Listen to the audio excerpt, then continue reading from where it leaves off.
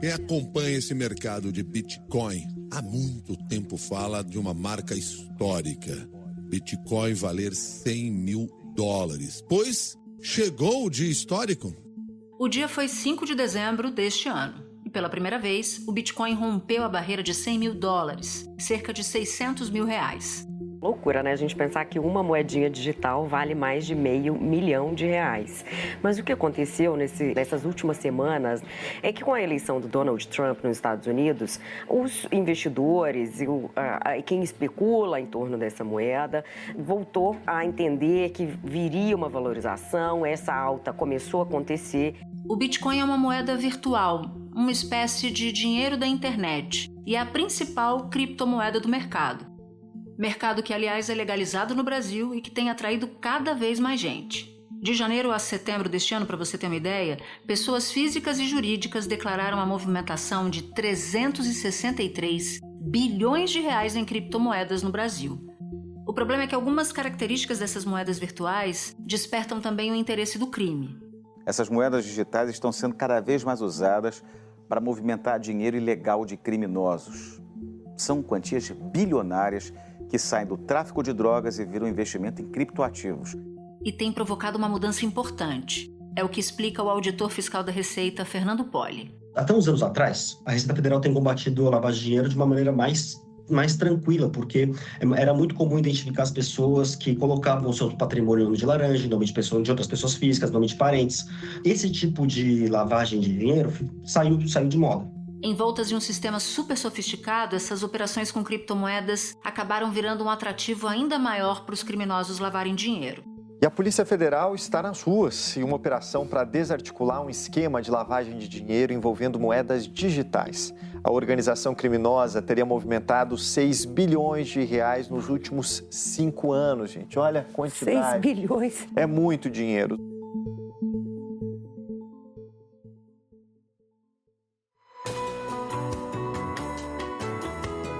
Da redação do G1, eu sou Natuzaneri e o assunto hoje é criptomoedas, quando ativos digitais enriquecem o crime. Um episódio para entender como grupos organizados veem nas criptomoedas um meio para lavar dinheiro e quais as brechas que permitem o uso ilícito deste mercado virtual. Eu converso com o advogado Renato de Melo Jorge Silveira, presidente do Instituto dos Advogados de São Paulo e professor da Faculdade de Direito da USP. E com Isabela Leite, repórter da Globo News. Segunda-feira, 9 de dezembro.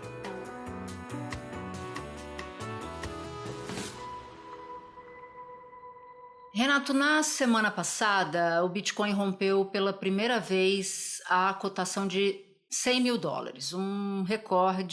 o recorde mais recente. Por que a moeda está tão valorizada? Desta feita, a gente rompeu uma barreira muito importante, que é o marco de $100 mil. E você está absolutamente certa ao dizer, enfim, aconteceu alguma coisa. Eu diria que não foi alguma coisa, mas foi uma sequência de eventos. Lidou alguns deles. Primeiro, o fato de diversos países estarem fazendo, inclusive, reservas em criptoativos, reservas em bitcoins também. E fala-se até, Trump vem com essa promessa de ter reservas no Tesouro Americano em Bitcoin. Isso poderia abrir espaço para outros governos irem pelo mesmo caminho. Mais do que isso, uma grande expectativa dado ao governo Trump, que assume dentro de alguns meses, tendo em vista que parece que alguns dos seus escolhidos são, no mínimo, simpatizantes de criptoativos. Durante a campanha, Donald Trump se posicionou apoiando uma regulação das criptomoedas nos Estados Unidos. Ele prometeu, inclusive, fazer dos Estados Unidos a capital mundial do Bitcoin e da criptomoeda. E o presidente agora que o Trump escolheu para comandar o regulador de capitais, do mercado de capitais americano, é muito mais pró-criptomoedas, meios de pagamento em blockchain e, particularmente, também a Bitcoin. Então, alguns investidores chamam aí de ouro digital, né? Que é essa reserva de valor em tempos mais tecnológicos.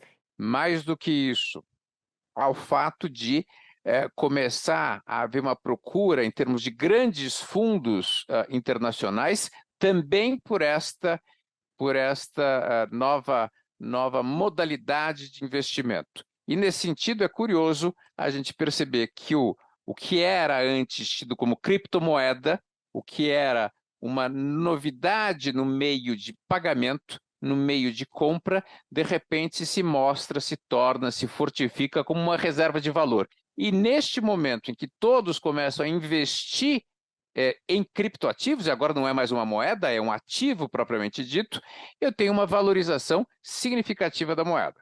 Você pode estabelecer a diferença entre moeda e ativo? Posso. Como é que surge esta novidade econômica que hoje a gente entende para o criptoativo? Lá no começo dos anos 2000, uma comunidade de adeptos da internet, muito incomodada com, enfim, pressões dos governos, com ingerência dos governos, e tentando estabelecer uma noção absolutamente libertária, acaba por criar uma nova modalidade de pagamento entre pessoa a pessoa. Eu, Renato, quero comprar alguma coisa na Natuza, eu envio uma moeda que não é uma moeda estatal, uma moeda que vale entre nós dois, para você, como se fosse um escambo, como se fosse uma troca de mercadorias.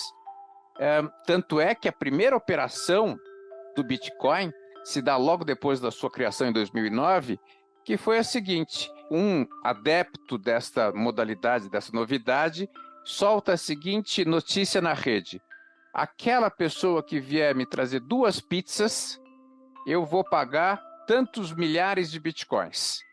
Não é? Você vê que não valia nada Bitcoin. E em um determinado momento, alguém bate na sua porta trazendo 2 pizzas, fala: muito bem, tá aqui as 2 pizzas, eu quero os meus 10 mil bitcoins.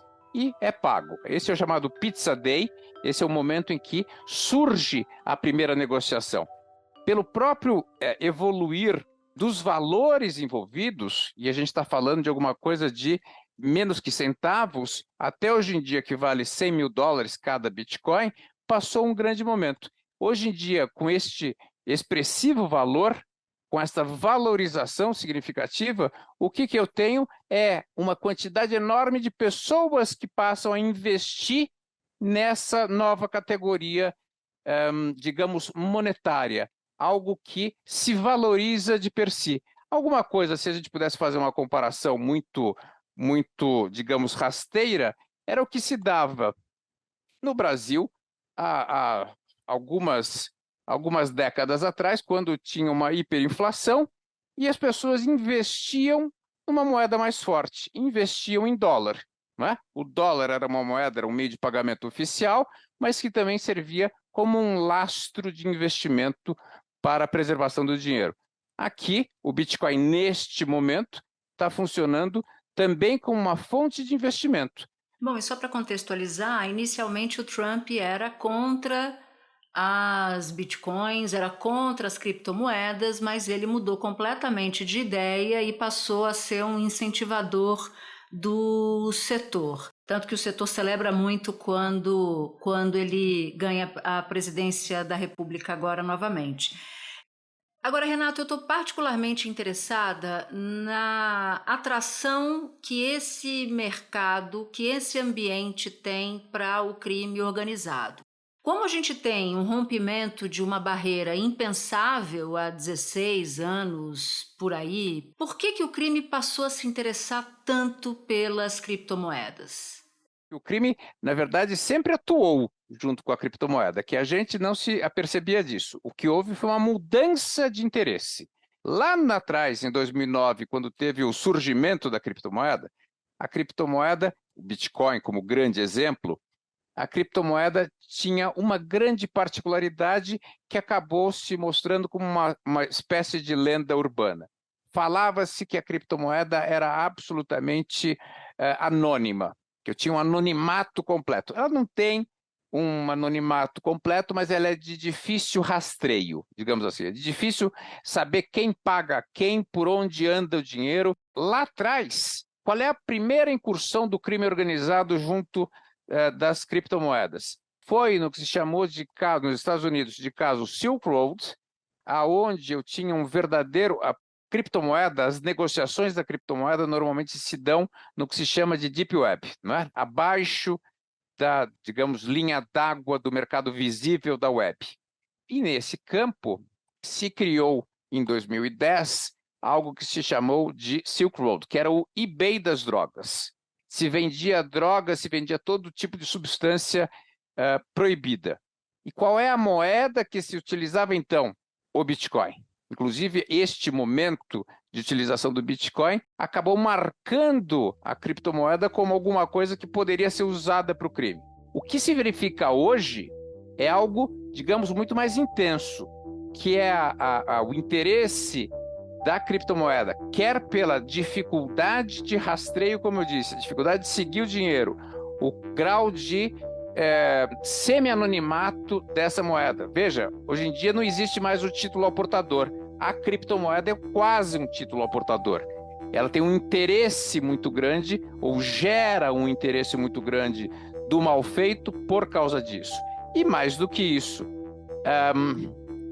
eu consigo justificar lucros enormes nessas valorizações, eu consigo transacionar dinheiros por fora de qualquer sistema oficial bancário, eu consigo, se eu tiver uma fazenda, uma mineração de bitcoins ou de criptomoedas, eu consigo quase que afirmar, dizer ou justificar que eu estou a criar a minha criptomoeda. Eu tenho inúmeros fatores, digamos, no mínimo tentadores ao crime organizado. Renato, agora minha cabeça bugou. Você falou em mineradora de criptomoeda e fazenda de criptomoeda. Eu posso fazer a minha criptomoeda? Como é que surge uma criptomoeda? Como é que lá atrás, em 2009, aquele nosso amigo Satoshi Nakamoto, que alegadamente inventou Bitcoin, o que ele propôs? Ele propôs que fosse feito um grande livro aberto, disponível a todos os membros da rede, onde ele se proporia ao seguinte: aqueles interessados em fazer parte do sistema Bitcoin, que fossem resolvendo fórmulas matemáticas que me ajudassem a montar o que ele chamava de blockchains, de blocos de informações, estas pessoas receberiam como prêmio pela resolução das fórmulas matemáticas um satoshi ou uma parcela de criptomoeda, certo? Esta é a ideia de mineração, esta é a ideia criacional do Bitcoin. Como o Bitcoin surge? Bitcoin surge uma pessoa que tem um computador na sua casa e que, resolvendo dioturnamente fórmulas matemáticas, acaba por receber um prêmiozinho. A soma desses muitos prêmiozinhos dá o volume de Bitcoins que hoje a gente tem no mundo. O que acontece com as pessoas que descobriram este caminho? Se eu colocar 2 computadores, eu vou ter 2 prêmiozinhos. Se eu colocar 10 computadores, eu vou ter 10 prêmiozinhos. Se eu colocar 10.000 computadores, eu vou ter mais ainda prêmiozinhos. Eu preciso ver, por exemplo, se esta operação compensa, se essa operação economicamente é interessante, porque eu estou gastando energia elétrica, eu estou gastando dinheiro com o próprio computador. Mas, enfim, isso é uma questão lateral. O fato é que, tendo um computador, havendo a disposição de resolução destas fórmulas, eu recebo criptomoedas como prêmio. Esta é a ideia muito rasa de uma mineração de criptomoedas. O que pode fazer, suponha, estou falando em abstrato, o que pode fazer o crime organizado? Talvez em um outro local, talvez até fora do país, ele organiza uma fazenda de criptomoedas, põe 10.000, 100.000 computadores, onde a energia é barata, fazendo essas fórmulas matemáticas, conseguindo estes prêmiozinhos. Ou pior, dizendo que consegue estes prêmiozinhos, e na verdade ele pega o dinheiro do crime organizado, da sua atividade legal, converte em criptoativos e diz, bom, este Bitcoin, na verdade, fui eu que criei, quando não foi. Mas em algum momento alguém converte essas criptos em dinheiro, certo? Pode converter em dinheiro, claro. Ou eu posso estabelecer um mercado paralelo e ter uma verdadeira fortuna em cripto. Há de se lembrar que uma grande parte das criptomoedas hoje existentes no mundo não são negociadas. Estão guardadinhas em algum lugar. Ou seja, eu posso comprar armamentos pesados, eu posso comprar remessa de drogas com criptomoeda. Pode comprar órgãos, pode comprar gente, pode comprar literalmente o que você quiser, até porque este tipo de negociação ilegal se dá justamente aonde? Naquela deep web, na dark web, na internet profunda, fora do conhecimento, digamos, comum que eu e você utilizamos no dia a dia. Bom, a gente já tem desde 2022 um marco legal dos criptoativos que prevê uma série de regras contra fraudes. Eu queria entender por que esse marco não tem sido suficiente para coibir operações ilegais, por exemplo. O nosso marco legal, que é a Lei 14.478, ela foi uma evolução de instruções normativas que foram se desenvolvendo ao passar do tempo. Fundamentalmente, o que fez esse marco legal? Disse que os criptoativos, na verdade, devem ser vistos dentro de um sistema financeiro e, mais do que isso, devem ser estipuladas fórmulas e contenções para prevenção de lavagem de dinheiro também em relação aos criptoativos. Muito bem, são esses dois pontos fundamentais. Qual é o problema que se verifica no nosso marco legal, que é um marco legal interessante e digamos, até bom? O problema é que o criptoativo não é uma moeda nacional. O criptoativo não está limitado à nossa padronagem de fronteiras nacionais. O criptoativo trafega, inclusive, noutra órbita, que não a de nações, que não a de países. Então, por exemplo, eu posso comprar hoje, daqui, logo depois de falar com você, eu posso entrar numa exchange da Europa, uma exchange de outro país e comprar criptoativos. E não dá satisfação absolutamente para ninguém. Veja, se antes eu tinha os chamados paraísos fiscais, né, que eram países que não obedeciam aos marcos legais de informações financeiras, eu posso dizer que eu tenho transações em criptomoedas em países que não têm controle. Por que o marco legal das criptomoedas é bom, é interessante, mas ele não resolve o meu problema, principalmente em relação ao crime organizado? Porque eu tenho uma possibilidade de atuação em outros países. Enquanto não existir uma política, e essa política está em construção, mas enquanto não se verificar de fato uma política ideal em muitos países, não é? Em diversos países, estabelecendo restrições e previsões de controle, prevenções à lavagem de dinheiro em tantos quantos países eu encontrar, eu vou ter a possibilidade de burlar o sistema. E hoje, Renato, como é que os países estão se organizando para resolver esse problema? Países hoje, na Europa, já tem uma série de discussões de prevenção, de controle, de tentativa de regulação, principalmente em relação às exchanges, às empresas que comercializam. Veja, criptomoeda não é vendida no banco. Pode até ser, hoje em dia até eu consigo comprar em banco, mas a prioristicamente pode ser vendida em companhias privadas não bancárias. Na Europa eu já tenho, em muitos países, sendo efetuado este tipo de coisa. Nos Estados Unidos também. Você me pergunta, existe uma oportunidade, uma chance, quiçá, imagem disto ser controlado mundo afora? Sim, existe. E lhe dou duas justificativas para isso. Primeiro, lá atrás, nos anos 90, eu tentei estipular o quê? Um controle maior do tráfico do dinheiro, não é? A ideia do follow the money estava mais claro, proibir título ao portador, proibir outras tantas questões.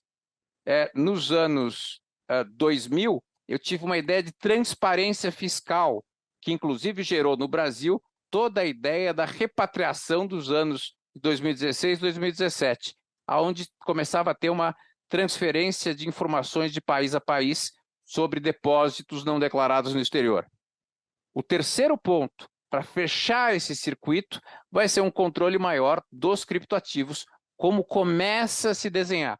Lembrando que um levantamento da consultoria PwC apontou avanços regulatórios em 42 países, incluindo todos os 27 países da União Europeia, o Japão, o Reino Unido, os Estados Unidos, o Canadá, a Índia, a África do Sul, o Catar, os Emirados Árabes Unidos, Suíça, Singapura e o Brasil. Vamos ver como é que isso vai evoluir. Professor Renato, muito obrigada pelas suas explicações. Foi um prazer recebê-lo aqui no assunto. Eu estou sempre à disposição, agradeço muitíssimo. E este tema, com certeza, ainda vai dar muito pano para manga. Me coloco sempre à sua disposição e à de seus ouvintes para a gente conversar a respeito. Espera um pouquinho que eu já volto para falar com a Isabela Leite.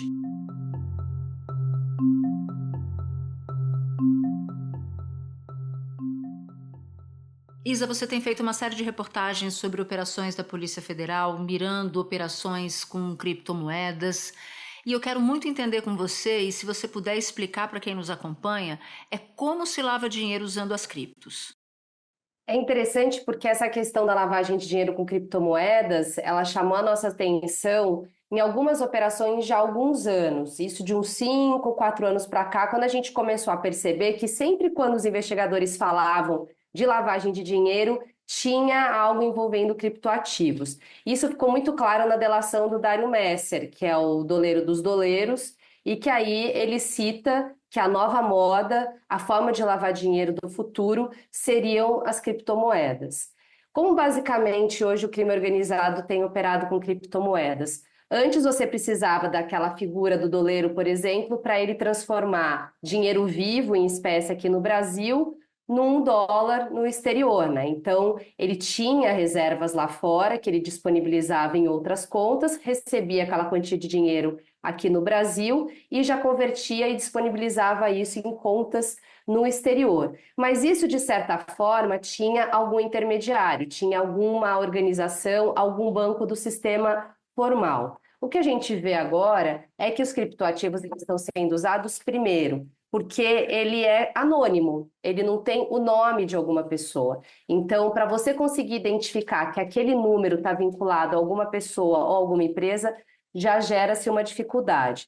A gente percebe que, por conta da descentralização do criptoativo, tem uma grande dificuldade de rastreamento.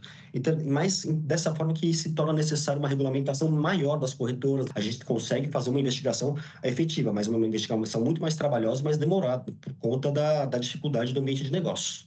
Essas transações com criptomoedas, elas são feitas de uma forma descentralizada, porque não tem um órgão específico para criar uma moeda digital. Essas moedas digitais, elas são criadas pelos chamados mineradores. Então, você não tem como aqui no Brasil, que a Casa da Moeda emite o real. Então, isso já dificulta e facilita quem quer comprar moeda digital, porque você tem uma infinidade de pessoas que estão com criptomoedas disponíveis. E eu acho que a grande questão da lavagem de dinheiro é, além do anonimato, a falta de uma regulação aqui no Brasil que obrigue todas as autoridades, as corretoras, enfim, todo mundo que está negociando criptomoeda, que informe não só as transações aqui no Brasil, mas as que vão para fora, porque a gente tem essa limitação ainda aqui no Brasil. Então, quando a gente tem uma brecha de uma fiscalização melhor, isso foi visto pelo crime organizado como uma facilidade de mandar dinheiro. Polícia Federal faz uma operação que investiga o uso de criptomoeda para lavar dinheiro arrecadado com crimes praticados fora do país. 2 russos que vivem aqui no Brasil estão entre os alvos. De acordo com a investigação, os russos chegaram há alguns anos aqui na capital catarinense, mesmo sem nenhum tipo de declaração de renda consistente, eles começaram a adquirir imóveis e veículos de luxo. Ainda segundo a PF, os russos fizeram transações de criptomoeda com dinheiro de crimes supostamente cometidos no país deles e usavam instituições financeiras aqui no Brasil, sediadas em Goiás, para receber todo o dinheiro de volta. E essas corretoras, elas não necessariamente ficam aqui no Brasil, o que é um grande complicador. Você pode ter uma conta numa exchange de criptomoeda que está hospedada em outro país. E aí você consegue fazer essa transação de uma forma muito mais rápida, sem nenhum intermediário e sem que isso alerte qualquer sistema de regulação ou controle aqui no Brasil. Bom, e tem uma operação recente da Polícia Federal, né, que é a Taipan. Foi preso, inclusive, um policial que era dono de uma fintech. E essa fintech movimentou 6 bilhões de reais. E aí eu te pergunto, tanto neste caso quanto em outros, o que as histórias nos contam sobre a sofisticação do crime organizado quando se usa criptomoeda para lavar dinheiro? Bom, a primeira coisa que a gente ouve de todos os investigadores é a profissionalização, porque para você conseguir operar a criptomoeda é muito difícil. Se é difícil para a gente explicar, imagina para você conseguir operar bilhões, a gente está falando na ordem de bilhões de reais, bilhões de dólares que eles movimentam com criptomoedas. Então, a primeira coisa é a profissionalização.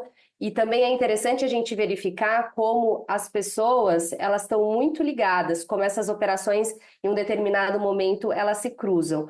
Você citou o caso desse policial civil que foi preso numa operação da Polícia Federal, deflagrada pela equipe de Campinas, que lavava dinheiro para uma organização criminosa com integrantes chineses que mandavam dinheiro de forma irregular, de forma fraudulenta, para pelo menos 15 países. Bom, esse mesmo policial civil que está afastado da corporação há um pouco mais de 1 ano e meio, ele também é citado na delação do Antônio Vinícius Gritzbach, o delator do PCC que foi executado no Aeroporto Internacional de Guarulhos, como um dos operadores de lavagem de dinheiro. E isso já faz quase 2 anos que ele foi citado. Então, a gente percebe que uma mesma pessoa, ela lava dinheiro para diferentes organizações e de uma forma muito sofisticada. Você citou as fintechs, também são outro braço para envio de dinheiro de forma irregular para o Brasil e que também podem operar criptomoedas. Eu cubro bastante operação da Polícia Federal há bastante tempo e normalmente as movimentações a gente fala de 500 milhões, 600 milhões. É muito difícil a gente trazer movimentações acima de 1 bilhão de reais. E toda vez que a lavagem de dinheiro com criptoativos aparece, normalmente a gente está falando de ordem de bilhões. A investigação começou lá em 2022, tem entre os investigados, são muitos investigados, tem brasileiros, estrangeiros, pessoas físicas, jurídicas, inclusive, segundo a Polícia Federal, tem também policiais militares, policiais civis, gerentes de banco, contadores, inclusive a Justiça também determinou o bloqueio de bens nos valores de mais de 10 bilhões de reais de 214 pessoas jurídicas. Então, a quantidade de dinheiro movimentado também é algo que é muito repetitiva nessas operações. Tem alguma alternativa para coibir isso? Porque a gente já sabe que a transparência é um problema, a gente já sabe que a profissionalização e a tecnologia também são um desafio. O que os investigadores te dizem? O que dá para fazer? Bom, a primeira coisa é que apesar desse anonimato e dessas brechas de fiscalização que a gente tem aqui no Brasil, que estão sendo discutidas, estão sendo definidas, o que é claro é que não é impossível você rastrear essas movimentações com criptomoedas. O que fica é mais difícil, porque hoje, quando você tem uma movimentação muito atípica, com grande volume, os sistemas de alerta, os sistemas de controle, eles são ativados com uma forma mais rápida. Então, o que os investigadores dizem é que para você conseguir identificar e provar também para o juiz que aquela criptomoeda ela foi adquirida em nome de um laranja, em nome de uma empresa de fachada, vinculada a um determinado criminoso, e que isso foi enviado para o exterior, isso é muito mais difícil de ser apresentado, de ser colocado e defendido. Mas não significa que não é possível. É possível fazer isso. No ambiente legal de pessoas que declararam movimentações recentemente, a gente está falando de 400 bilhões de reais só aqui no Brasil, pessoas físicas e jurídicas. Mas no meio disso tudo, também tem muita gente que não está declarando e que está lavando dinheiro. Tem como fazer, mas a gente ainda depende de muita regulamentação, de leis específicas e também de mais aperfeiçoamento, tanto dos investigadores quanto do próprio Poder Judiciário. Isa, muito obrigada por ter topado conversar com a gente. Um beijo grande. Prazer é sempre meu. Sou fã de você, do assunto. Estou sempre disponível, sempre que precisar. Um beijo. Para você que ouviu o episódio até aqui, eu vou te fazer um convite. Participar do canal do G1 no WhatsApp. Por lá você pode ativar as notificações e receber as notícias do dia, as principais, direto no seu celular.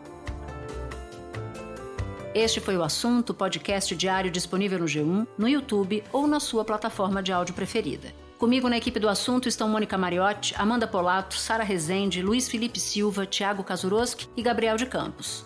Eu sou Natuzaneri e fico por aqui. Até o próximo assunto.